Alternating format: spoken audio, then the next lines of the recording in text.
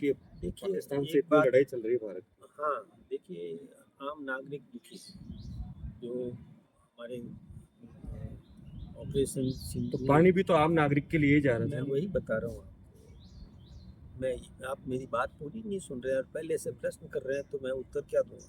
किस प्रश्न का उत्तर दूंगा? जी बताइए। देखिए, 8 में समझौता किया, तब क्या किया? पानी हमारा, और समझौता क्या किया? यानी हम 75% पानी पाकिस्तान को देंगे, केवल 25% लेंगे। क्यों? ये तो समझौता उसी समय करना ही गलत था, कांग्रेस ने जो समझौता किया। आज जब वो हमें आंख दिखाता है, हमारे ऊपर आक्रमण करता है, प्रत्यक्ष तो कर नहीं सकता, हमने धूल चटाई है कई बार, परोक्ष आक्रमण करता है, छुपे हुए कायराना तरीके से निर्दोष लोगों पर हमला करता है, अपने आतंकवादियों का कारखाना पैदा करके और वहाँ से आतंकवादी भेजता है बाहर, तो हम उनको पानी क्यों दें? नहीं देंगे। और ये कोई स्थायी समझौता नहीं था। हमारे यहाँ ज़रूरत है, आज पंजाब में पानी चाहिए, गुजरात में पानी चाहिए, राजस्थान को पानी चाहिए, मध्य प्रदेश को पानी चाहिए, तो हम उसका पुनरीक्षण करेंगे। ज़रूरत हुई तो हम, देखिए, किसी नागरिक को मारना भी नहीं चाहते, लेकिन वो हम पर हमला करे और हम उनको खिलाते जाएं, ये दोनों बातें संभव नहीं। राठौड़ साहब, एक मुद्दा उछला था कि अशोक गहलोत जो हमारे निर्दोष नागरिकों की हत्या हुई, पूरा देश दुखी है, और उसका बदला भी मोदी जी ने लिया। यही नहीं, हमने ऑपरेशन सिंदूर किया, आम जनता को जागृत करने का काम किया। हम कभी भी नहीं चाहते कि कोई दुश्मन देश के साथ कोई दोस्ती का हाथ मिलाए, जब तक कि उसमें सुधार नहीं आए।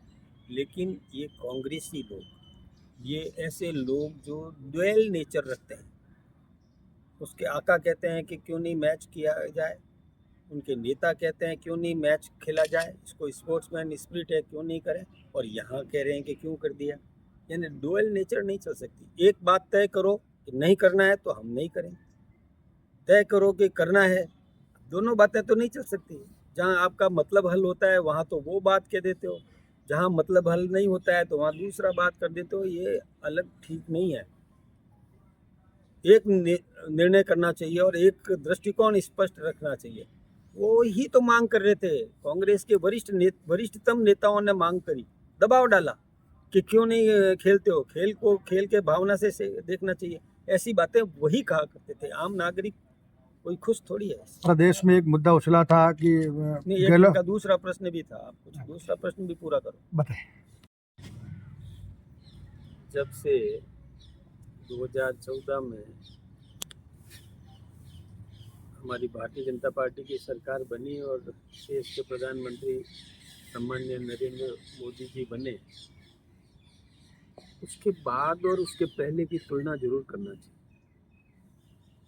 जब अपन विवेचना करेंगे कि उससे पहले के भारत की क्या स्थिति थी और उसके बाद के भारत की स्थिति क्या बनी है, तो निश्चित रूप से एकदम सामने दिखेगा कि बहुत बड़ा परिवर्तन है।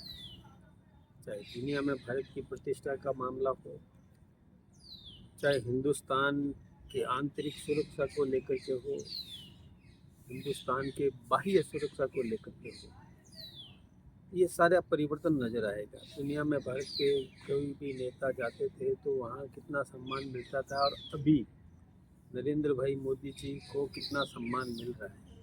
ये सम्मान कोई यूँ ही नहीं मिलता है, बहुत मेहनत करने से मिलता है। अपने देश का सम्मान बढ़ाना, देश की सारी स्थितियों को सुदृढ़ करना, चाहे आर्थिक स्थिति हो, चाहे सामरिक स्थिति हो, आंतरिक आम आदमी के जीवन का किस प्रकार से स्तर सुधारा जा सके, उसको सुदृढ़ किया जा सके, ये सारी व्यवस्थाएं उसमें सम्मिलित हैं। पहले हम बाहर कर्जा लेने के लिए जाते थे, आज हमारी स्थिति ये बनी है कि हम देने की स्थिति में हैं। बाहर दुनिया के किसी भी देश में नरेंद्र मोदी जी जाते हैं तो वहाँ की जनता मोदी मोदी के नारे लगाती है, और वहाँ का राष्ट्राध्यक्ष भी उनके चरण स्पर्श भी कर लेता है, कोई ऑटोग्राफ लेने का भी प्रयास करता है। यानी कितना मान बढ़ा है। दुनिया के 40 से अधिक देशों ने हम अपने देश का सर्वोच्च सम्मान हमारे देश के प्रधानमंत्री नरेंद्र मोदी जी को दिया है। ये कोई सामान्य बात नहीं है, बहुत बड़ी बात है कि अपने देश का सर्वोच्च सम्मान और हमारे हिंदुस्तान के प्रधानमंत्री मोदी जी को दे, ये बहुत एक मतलब तो हम गर्व कर सकते हैं, ऐसा काम ये किया है। बाह्य सुरक्षाओं की बात करें तो पहले हमारे सैनिकों पर भी पत्थर फेंका करते थे, कश्मीर में स्थितियां बिगड़ी हुई थी, पड़ोसी देश धमकाते रहते थे, लेकिन परिवर्तन आया है।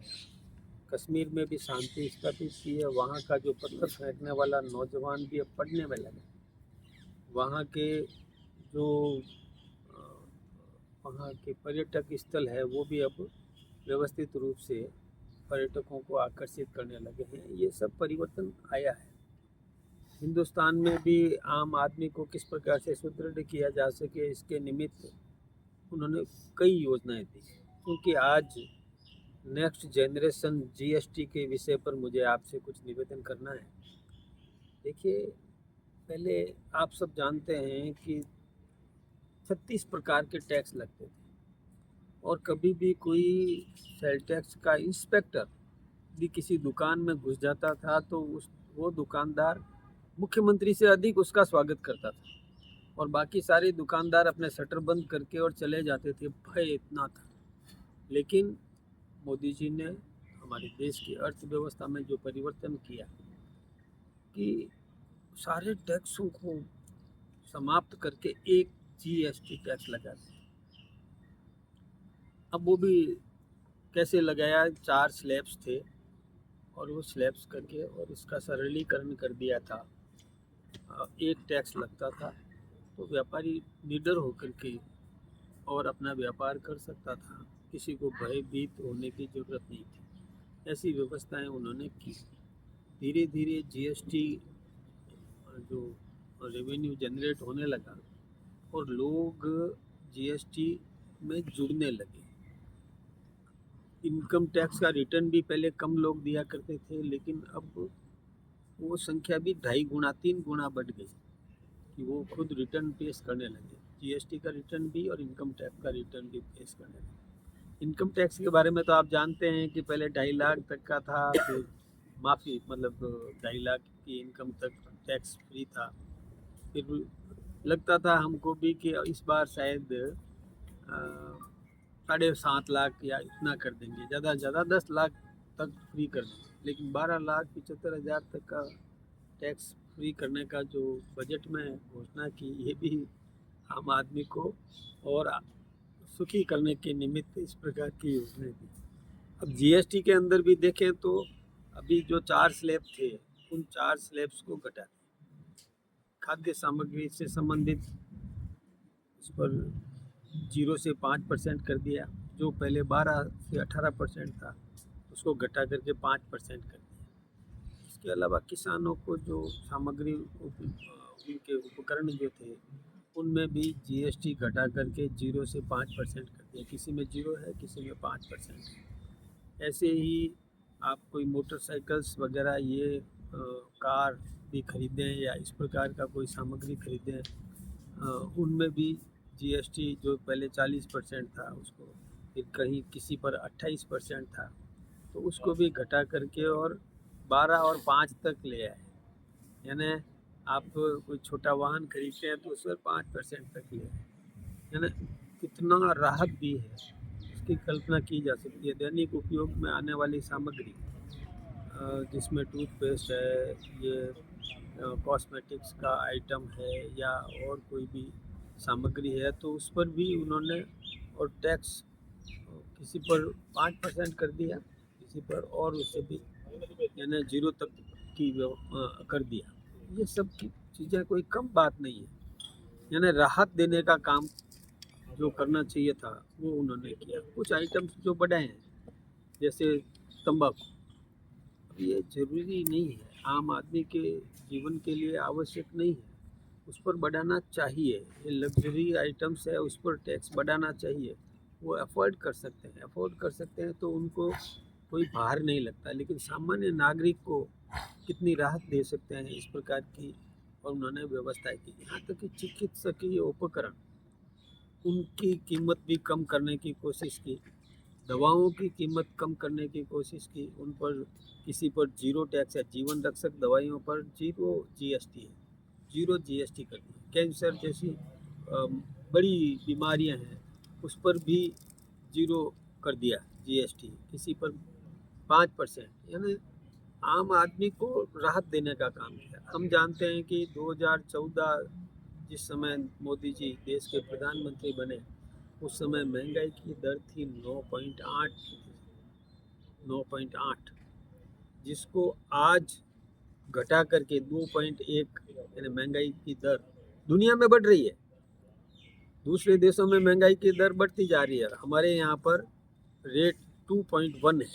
और ये 22 तारीख से, यानी नवरात्रा से ये जो स्लैब्स जो घटाए हैं, कम किए हैं, इसका लाभ जब जनता को मिलने लगेगा तो हमारी महंगाई दर 1% तक आ सकती है। यानी हिंदुस्तान समृद्ध हो रहा है, सक्षम हो रहा है, आम आदमी सुखी हो रहा है, आम आदमी को बोझ नहीं पड़े अपने बच्चों को पढ़ाने के निमित्त जो व्यवस्थाएं चाहिए, सुविधाएं चाहिए, उन पर भी जीरो कर दिया। यानी इतनी राहत दी है कि लोग कल्पना भी नहीं कर सकते कैसे इस प्रकार की व्यवस्थाएं चलेगी। लेकिन देखिए, व्यवस्थाएं करने से होता है। आज जैसे अमेरिका ने टैरिफ बढ़ाया, तो टैरिफ बढ़ाया तो ऐसा लगता था कि क्या होगा, कैसे मुकाबला करेंगे। कई लोग हमारे विरोधी वो कई प्रकार के हम पर आक्रमण करते थे, जवाबी हमले किया करते थे। लेकिन मोदी जी ने जब से 2014 में हमारी भारतीय जनता पार्टी की सरकार बनी और देश के प्रधानमंत्री सम्माननीय नरेंद्र मोदी जी बने, उसके बाद और उसके पहले की तुलना जरूर करना चाहिए। जब अपन विवेचना करेंगे कि उससे पहले के भारत की क्या स्थिति थी और उसके बाद के भारत की स्थिति क्या बनी है, तो निश्चित रूप से एकदम सामने दिखेगा कि बहुत बड़ा परिवर्तन है। चाहे दुनिया में भारत की प्रतिष्ठा का मामला हो, चाहे हिंदुस्तान के आंतरिक सुरक्षा को लेकर के हो, हिंदुस्तान के बाह्य सुरक्षा को लेकर के हो, ये सारा परिवर्तन नज़र आएगा। दुनिया में भारत के कोई भी नेता जाते थे तो वहाँ कितना सम्मान मिलता था, और अभी नरेंद्र भाई मोदी जी को कितना सम्मान मिल रहा है। ये सम्मान कोई यूँ ही नहीं मिलता है, बहुत मेहनत करने से मिलता है। अपने देश का सम्मान बढ़ाना, देश की सारी स्थितियों को सुदृढ़ करना, चाहे आर्थिक स्थिति हो, चाहे सामरिक स्थिति हो, आंतरिक आम आदमी के जीवन का किस प्रकार से स्तर सुधारा जा सके, उसको सुदृढ़ किया जा सके, ये सारी व्यवस्थाएं उसमें सम्मिलित हैं। पहले हम बाहर कर्जा लेने के लिए जाते थे, आज हमारी स्थिति ये बनी है कि हम देने की स्थिति में हैं। बाहर दुनिया के किसी भी देश में नरेंद्र मोदी जी जाते हैं तो वहाँ की जनता मोदी मोदी के नारे लगाती है, और वहाँ का राष्ट्राध्यक्ष भी उनके चरण स्पर्श भी कर लेता है, कोई ऑटोग्राफ लेने का भी प्रयास करता है। यानी कितना मान बढ़ा है। दुनिया के 40 से अधिक देशों ने हम अपने देश का सर्वोच्च सम्मान हमारे देश के प्रधानमंत्री नरेंद्र मोदी जी को दिया है। ये कोई सामान्य बात नहीं, बहुत बड़ी बात है कि अपने देश का सर्वोच्च सम्मान और हमारे हिंदुस्तान के प्रधानमंत्री मोदी जी को दे। ये बहुत एक मतलब तो हम गर्व कर सकते हैं, ऐसा काम ये किया है। बाह्य सुरक्षाओं की बात करें तो पहले हमारे सैनिकों पर भी पत्थर फेंका करते थे, कश्मीर में स्थितियां बिगड़ी हुई थी, पड़ोसी देश धमकाते रहते थे। लेकिन परिवर्तन आया है, कश्मीर में भी शांति स्थापित की है। वहाँ का जो पत्थर फेंकने वाला नौजवान भी अब पढ़ने में लगा। वहाँ के जो वहाँ के पर्यटक स्थल है वो भी अब व्यवस्थित रूप से पर्यटकों को आकर्षित करने लगे हैं। ये सब परिवर्तन आया है। हिंदुस्तान में भी आम आदमी को किस प्रकार से सुदृढ़ किया जा सके, इसके निमित्त उन्होंने कई योजनाएं दी। क्योंकि आज नेक्स्ट जनरेशन जीएसटी के विषय पर मुझे आपसे कुछ निवेदन करना है। देखिए, पहले आप सब जानते हैं कि 36 प्रकार के टैक्स लगते थे और कभी भी कोई सेल टैक्स का इंस्पेक्टर भी किसी दुकान में घुस जाता था तो वो दुकानदार मुख्यमंत्री से अधिक उसका स्वागत करता था और बाकी सारे दुकानदार अपने शटर बंद करके और चले जाते थे, भय इतना था। लेकिन मोदी जी ने हमारे देश की अर्थव्यवस्था में जो परिवर्तन किया कि सारे टैक्सों को समाप्त करके एक जीएसटी टैक्स लगा दिया। अब वो भी कैसे लगाया, 4 स्लैब्स थे और वो स्लैब्स करके और इसका सरलीकरण कर दिया था। एक टैक्स लगता था तो व्यापारी निडर होकर के और अपना व्यापार कर सकता था, किसी को भयभीत होने की ज़रूरत नहीं थी। ऐसी व्यवस्थाएं उन्होंने की। धीरे धीरे जीएसटी जो रेवेन्यू जनरेट होने लगा और लोग जीएसटी में जुड़ने लगे। इनकम टैक्स का रिटर्न भी पहले कम लोग दिया करते थे, लेकिन अब वो संख्या भी 2.5 गुना 3 गुना बढ़ गई कि वो खुद रिटर्न पेश करने लगे। जीएसटी का रिटर्न भी और इनकम टैक्स का रिटर्न भी पेश करने लगे। इनकम टैक्स के बारे में तो आप जानते हैं कि पहले 2.5 लाख तक का था, फिर माफ़ी मतलब 2.5 लाख की इनकम तक टैक्स फ्री था। फिर लगता था हमको भी कि इस बार शायद 7.5 लाख या इतना कर देंगे, ज़्यादा से ज़्यादा 10 लाख तक फ्री कर देंगे, लेकिन 12,75,000 तक का टैक्स फ्री करने का जो बजट में घोषणा की, ये भी आम आदमी को और सुखी करने के निमित्त इस प्रकार की योजना दी। अब जीएसटी के अंदर भी देखें तो अभी जो 4 स्लैब थे उन 4 स्लैब्स को घटा दिया। खाद्य सामग्री से संबंधित उस पर 0 से 5% कर दिया, जो पहले 12 से 18% था उसको घटा करके 5% कर दिया। इसके अलावा किसानों को जो सामग्री उनके उपकरण जो थे उनमें भी जीएसटी घटा करके 0 से 5% कर दिया। किसी में 0 है, किसी में 5% है। ऐसे ही आप कोई मोटरसाइकिल्स वगैरह ये कार भी खरीदें या इस प्रकार का कोई सामग्री खरीदें, उनमें भी जीएसटी जो पहले 40% था उसको फिर कहीं किसी पर 28% था तो उसको भी घटा करके और 12 और 5 तक ले आए। यानी आप कोई छोटा वाहन खरीदते हैं तो उस पर 5% तक ले आए। यानी कितना राहत दी है इसकी कल्पना की जा सकती है। दैनिक उपयोग में आने वाली सामग्री जिसमें टूथपेस्ट है, ये कॉस्मेटिक्स का आइटम है या और कोई भी सामग्री है तो उस पर भी उन्होंने और टैक्स किसी पर 5% कर दिया, किसी पर और उससे भी यानी 0 तक की कर दिया। ये सब की चीज़ें कोई कम बात नहीं है। यानी राहत देने का काम जो करना चाहिए था वो उन्होंने किया। कुछ आइटम्स जो बढ़ाए हैं जैसे तंबाकू, ये ज़रूरी नहीं है, आम आदमी के जीवन के लिए आवश्यक नहीं है, उस पर बढ़ाना चाहिए। ये लग्जरी आइटम्स है, उस पर टैक्स बढ़ाना चाहिए। वो अफोर्ड कर सकते हैं तो उनको कोई भार नहीं लगता। लेकिन सामान्य नागरिक को कितनी राहत दे सकते हैं इस प्रकार की और उन्होंने व्यवस्था की। यहाँ तक कि चिकित्सकीय उपकरण उनकी कीमत भी कम करने की कोशिश की, दवाओं की कीमत कम करने की कोशिश की। उन पर किसी पर 0 टैक्स है, जीवन रक्षक दवाइयों पर 0 जीएसटी है, 0 जीएसटी कर दी। कैंसर जैसी बड़ी बीमारियां हैं उस पर भी 0 कर दिया जीएसटी, किसी पर 5%। यानी आम आदमी को राहत देने का काम किया। हम जानते हैं कि 2014 जिस समय मोदी जी देश के प्रधानमंत्री बने उस समय महंगाई की दर थी 9.8, जिसको आज घटा करके 2.1 यानी महंगाई की दर दुनिया में बढ़ रही है।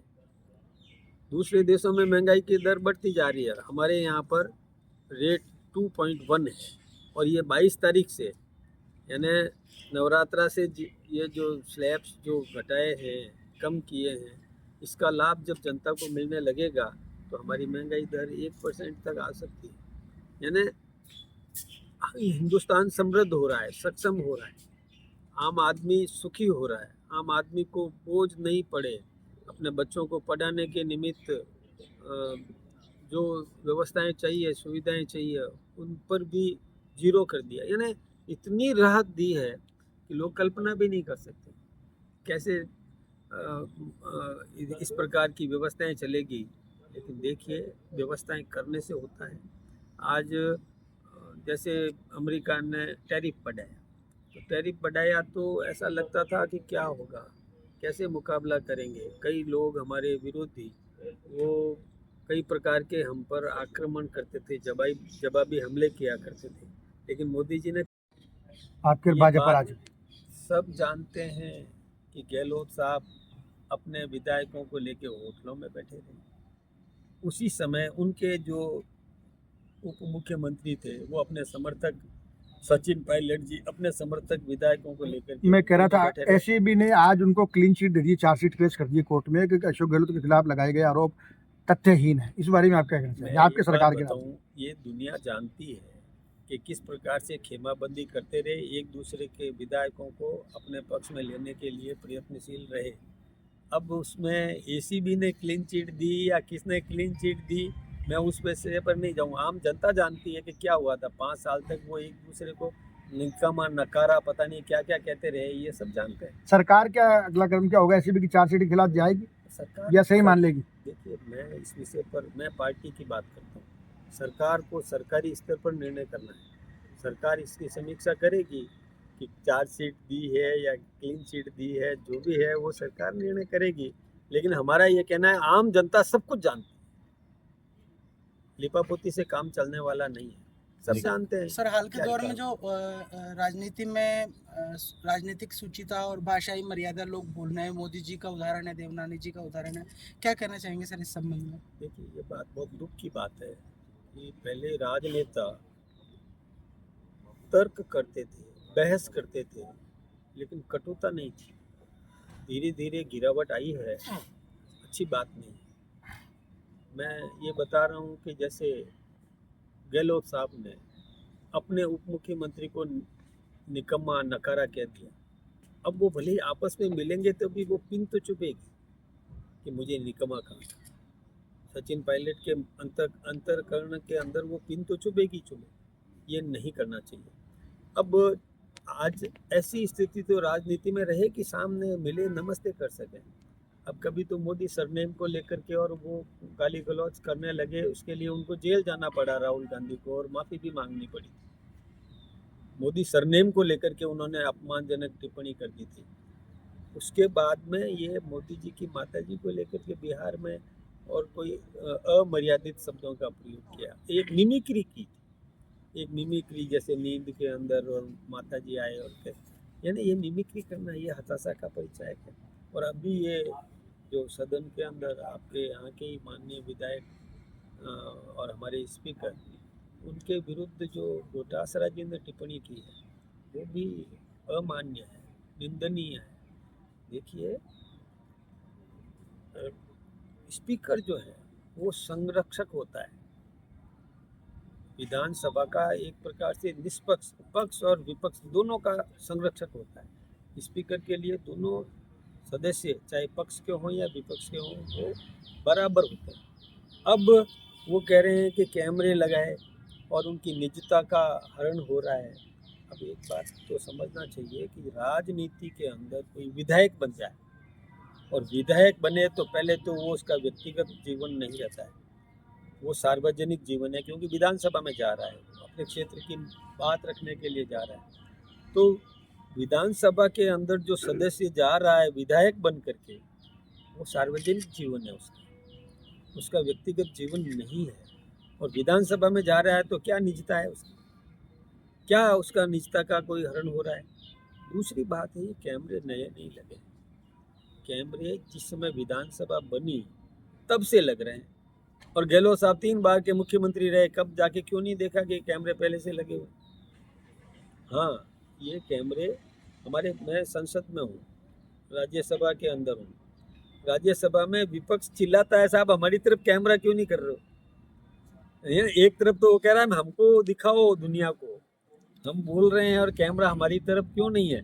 और दूसरी तरफ ये कह रहे हैं कि कैमरे क्यों हैं? आपका ये तर्क मान लिया जाए कि निष्ठा का हनन नहीं हुआ है तो सरकार ने स्वयं प्रसंज्ञान लेके डोटाक शराब के खिलाफ कानूनी कार्रवाई क्यों नहीं की, जनता पे क्यों डाल दिया मामला? एक बात मैं आपसे कहूँगा, जनता पर तो इसलिए डाला कि जनप्रतिनिधि का निर्णय जनता करे, आसन क्या करेगा वो आसन का अपना विशेषाधिकार है। स्पीकर को क्या करना है, स्पीकर के पास वाइड पावर्स है, इसलिए बहुत पूछ रहा हूँ। शक्तियाँ हैं स्पीकर के पास में, बहुत अपरिमित शक्तियाँ हैं।